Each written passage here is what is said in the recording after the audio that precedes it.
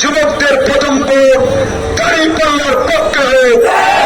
যুবকদের প্রথম ভোট দাঁড়িপাল্লার পক্ষে হোক। আগামী দিনে এদেশের ন্যায় ইনসাফ প্রতিষ্ঠার জন্য বাংলাদেশ জামাত ইসলামী সারা বাংলাদেশে 300 আসনে দাঁড়িপাল্লার পক্ষে প্রার্থী ঘোষণা করেছে।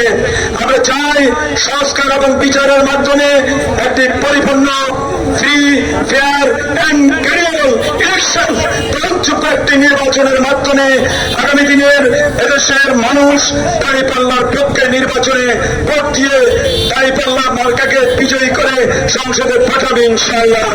প্রধানমন্ত্রী কমলনগর লক্ষ্মীপুর 4 আসনে জনাব এ আর হাফিজুল্লাহকে দাঁড়িপাল্লার পক্ষে নির্বাচিত করার জন্য এই যুব শক্তিকে আরো সংগ্রাম, আরো কষ্ট, আরো ত্যাগ স্বীকার করা লাগবে। আসুন আগামী দিনে আন্দোলন, সংগ্রাম, নির্বাচন, সংস্কার সর্বস্তরে যুব সমাজকে এগিয়ে নেওয়ার উদাত্ত আহ্বান জানাচ্ছি।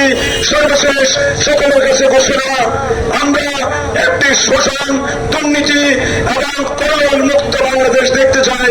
আগামী দিনের এই আশাবাদ ব্যক্ত করে যুব শক্তির প্রথম ভোট দাঁড়িপাল্লার পক্ষ হোক।